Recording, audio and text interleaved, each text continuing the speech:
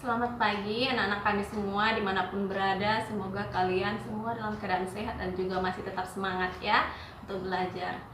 Nah, hari ini kita akan memulai pembelajaran kita untuk semester awal ini. Jadi untuk materi kita yang pertama, fisika, adalah mengenai kesetimbangan benda tegar. Nah, kesetimbangan benda tegar ini ada nanti materinya sampai 3 atau 4 kali pertemuan.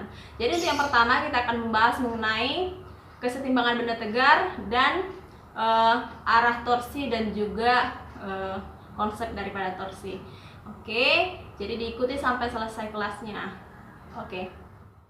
Kita masuk ke materi kita yang pertama, yaitu mengenai dinamika rotasi dan kesetimbangan benda tegar.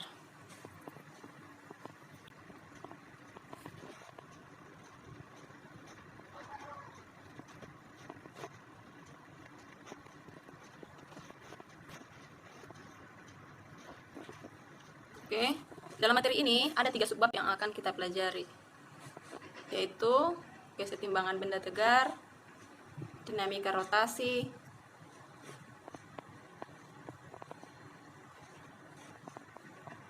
dan titik berat.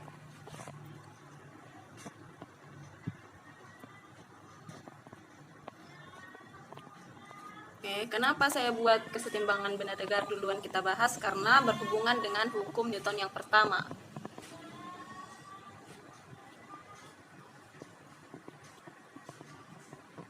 Yaitu sigma F sama dengan 0, ya kan? Masih ingat? Dan ada tambahan lagi sigma tau sama dengan 0. Oke. Sedangkan untuk dinamika rotasi berhubungan dengan hukum Newton yang kedua.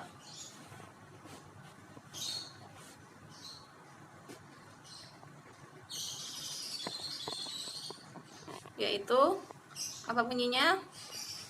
Oke, sigma F sama dengan M kali A. Dan juga sigma tau sama dengan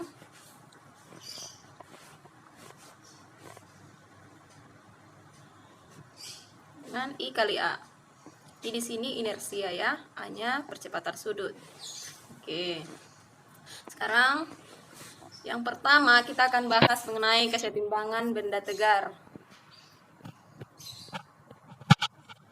ataupun KBP.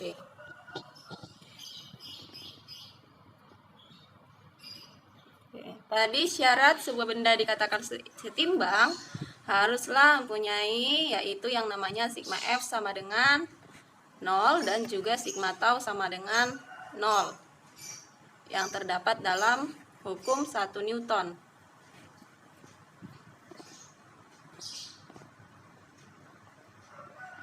Oke. Kita tinjau sebuah benda yang terletak tak sembarang. Misalkan kita letakkan di sini. Nah, ada 4 gaya yang bekerja padanya. Ke atas dia 9 Newton, ke bawah 9 Newton, kanan 7 Newton, dan ke kiri 7 Newton. Oke. Jadi kalau kita perhatikan sebenarnya kita harus langsung sudah tahu bahwa sigma F-nya di sini adalah berapa coba? Siapa yang bisa menghitung sigma F-nya di sini? Dari peristiwa ini kan kita lihat bahwa sigma F-nya di sini adalah 0, iya kan? Kenapa? Karena gaya-gaya itu merupakan besaran vektor di mana arah sangatlah penting. Jadi ke kanan itu positif, ke atas positif, ke bawah dan ke kiri itu adalah negatif. Karena nilainya sama, jadi kalau ditotalkan ini sigma F-nya adalah 0 atau benda di sini dikatakan diam ya. Benda di sini adalah diam. Oke. Kemudian kita lihat lagi posisi benda yang kedua sebagai aplikasi dari hukum Newton pertama. Ya, ada sebuah benda diletakkan di lantai. Nah, saya gambar dulu lantainya. Sebuah benda, sebuah kotak saya bilang diletakkan di lantai. yang masanya itu adalah 2 kg ya. Kemudian seperti kamu tahu, sebuah benda yang terletak pasti mempunyai yang namanya gaya normal, ya kan? Gaya normal arahnya kemana, nak? Tegak lurus dengan bidang, jadi dia ke atas, ya kan? Dari sini. Ya, jadi dia gaya normalnya itu berapa, nak? Kalikan dengan gaya gravitasi, yaitu 20 Newton. Oke, 20 Newton. Oke. Jadi kalau gaya normal 20 Newton berarti beratnya berapa? Ke bawah. Beratnya juga 20 Newton kan begitu. Kalau seperti ini dia, berarti yang terjadi juga adalah sigma F-nya sama dengan 0, iya kan? Atau benda dikatakan diam. Oke. Jadi itu adalah contoh dari hukum Newton pertama. Terus bagaimana contoh benda yang mempunyai sigma tau sama dengan 0? Oke, mari kita perhatikan kondisi dari sistem berikut. Di sini ada saya buat sebuah penumpu, titik penumpu yang di atasnya ada sebuah papan. Saya bilang papan ya. Mungkin kamu pernah lihat mainan anak-anak yang jungkit ya, seperti itulah contohnya ya. Jadi papan ini diberikan gaya dari bawah. Sebesar 10 Newton. Kemudian diberikan lagi gaya dari atas sebesar 10 Newton juga. Jadi pada kondisi ini, karena titik penumpu berada pas di tengah, maka terjadi juga sigma F sama dengan 0. Bukan sigma F. Sigma tau sama dengan 0. Sigma tau sama dengan 0. Kenapa pakai sigma tau sama dengan 0? Karena dia merupakan gerak rotasi. Jadi, kalau misalkan ada satu yang lebih besar, maka papan tersebut pasti akan berputar, ataupun pasti ada yang akan ke atas berotasi, seperti itu ya. Jadi coba kita lihat apakah hanya gaya yang sama yang bisa menyebabkan sigma tau sama dengan 0. Coba kita lihat contoh yang kedua.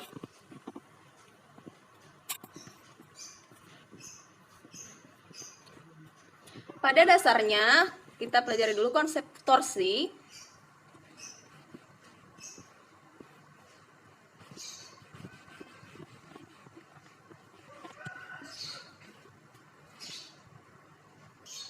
Oke, konsep daripada torsi ini sebenarnya apa itu torsi? Torsi itu adalah yang menyebabkan suatu benda berputar ataupun berotasi. Nah, coba kita lihat apa saja yang menyebabkan benda tersebut dapat berputar.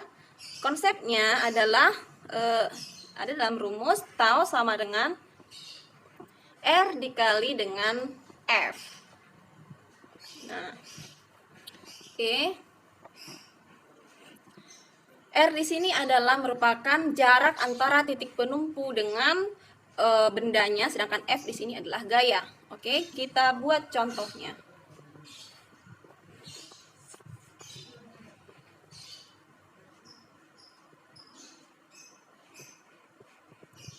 Nah, saya buat papannya di atas. Di sini saya letakkan satu benda ya, yang bermasa 8 kg. Tentu saja beratnya ke bawah dikalikan yang gravitasi berapa, nak? 80 Newton, ya kan? Oke. Kemudian di ujung sini saya letakkan lagi ada sebuah benda yang bermasa 2 kg. Coba berapa beratnya, gaya beratnya berapa ke bawah? Sama, kalikan 10, yaitu 20 Newton, ya kan? Sementara jarak antara titik tumpu dengan benda pertama adalah 1 meter.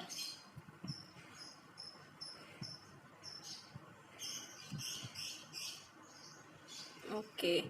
Sedangkan jarak antara titik tumpu dengan benda kedua adalah 4 meter. Oke, jadi coba kita hitung masing-masing taunya ini berapa, gaya rotasinya berapa. Coba, kan berarti ada 2 tau yang terjadi di sini ya, 2 gaya yang terjadi. Coba kita hitung bersama.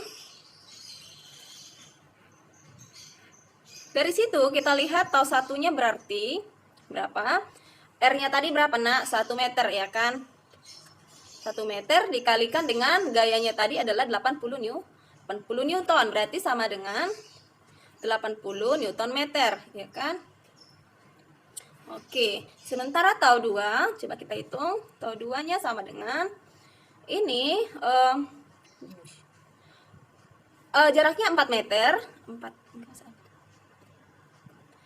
dan gayanya itu adalah 20 Newton, tetapi dia minus ya. Ya, jadi dikali dengan minus 20 sama dengan minus 80. Kenapa dia minus, Bu? Karena dia searah, kalau kita putar, panahnya itu searah dengan arah jarum jam. Kalau dia searah arah jarum jam, maka dia bertanda negatif. Sedangkan sebaliknya, lawan arah jarum jam, dia akan bertanda positif. Seperti itu ya, dari situ caranya. Oke, kalau sudah dapat seperti ini, tau 1, tau 2-nya, maka kita cari sigma tau-nya. Maka sigma tau di sini tentu saja tau 1 tambah tau 2, kan begitu.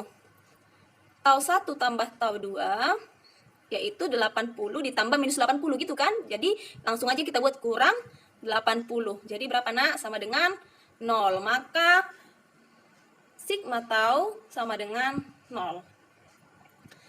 Jadi dari sini kita bisa lihat bahwasanya gaya, bukan hanya gaya yang sama yang menyebabkan sigma tau-nya 0, tetapi juga yang mempengaruhi juga salah satunya adalah letak bendanya terhadap penumpu, seperti itu. Oke, kita masuk ke contoh soal.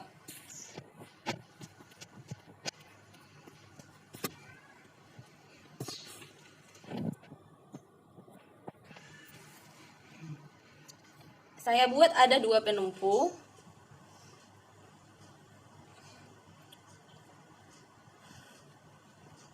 Oke, saya letakkan papan di atasnya. Oke, kemudian saya letakkan benda yang berjarak 2 meter dari titik penumpu 1.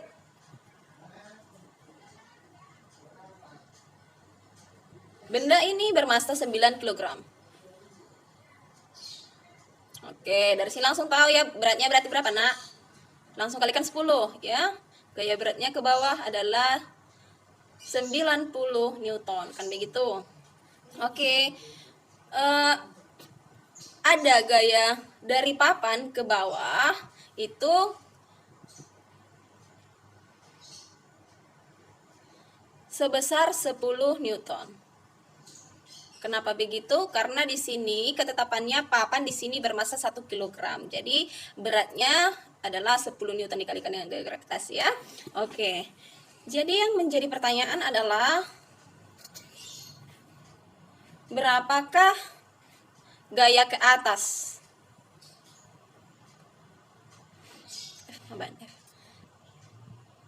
Oke. Jadi, berapakah gaya ke atasnya? Itu yang menjadi pertanyaannya. Oke, baik, kita kerjakan. Nah,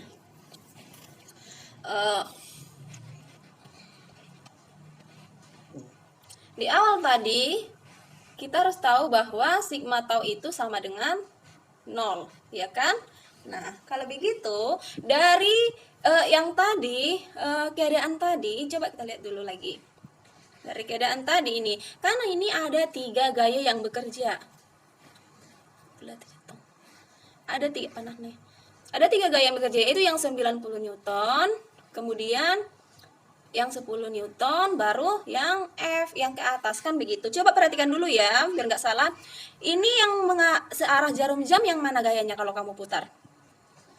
Berarti yang 2 ke bawah ya kan, itu kalau kita putar dia searah jarum jam ya kan. Sementara yang di atas itu akan melawan arah jarum jam ya. Oke, baik, kita sekarang ke penyelesaian yang tadi ya. sigma tau sama dengan 0, ya kan? Maka kalau sigma tau berarti dia kan ada 3 tadi gayanya, maka tau 1, tau 2, tau 3 sama dengan 0.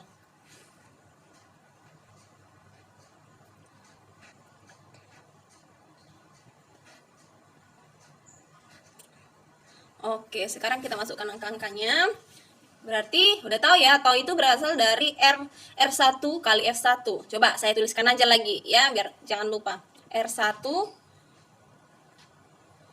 F kali F1 tambah R2 F2 tambah R3 F3.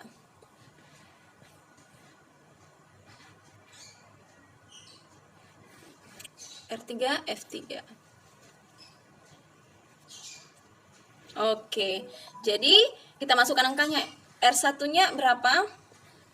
R1-nya yaitu berapa meter tadi? Itu 2 meter, ya kan? 2 meter dikali gayanya, karena dia lawan arah searah jarum jam, maka dia minus, kan begitu. Maka dia 2 dikali dengan minus 90. Minus 180, ya kan? Ditambah R2-nya berapa?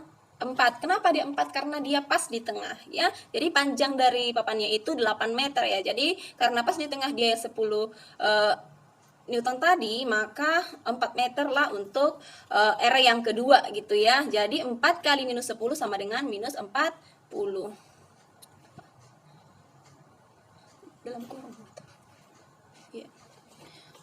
Kemudian ditambah dengan 8F, ya kan? Karena jarak antara titik tumpu kedua ke titik tumpu pertama itu 8 meter. F-nya belum diketahui, berarti kita buat 8F. Oke, sama dengan 0 gitu ya. Iya, berarti kalau seperti ini udah langsung gampang, ya kan? Min 180 ditambah min 40 berapa, nak? Min 220. Ditambah 8F sama dengan 0, ya kan? Maka kita pindahkan 8F-nya ke sisi kanan, maka min 220 sama dengan min 8F. Oke, maka F-nya sama dengan F sama dengan berapa, nak? Min 220 bagi min 8, 27,5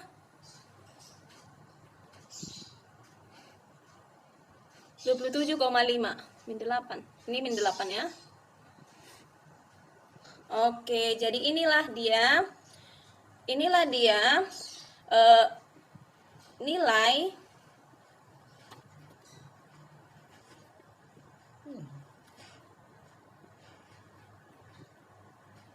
nilai dari gaya ke atasnya, seperti itu. Oke,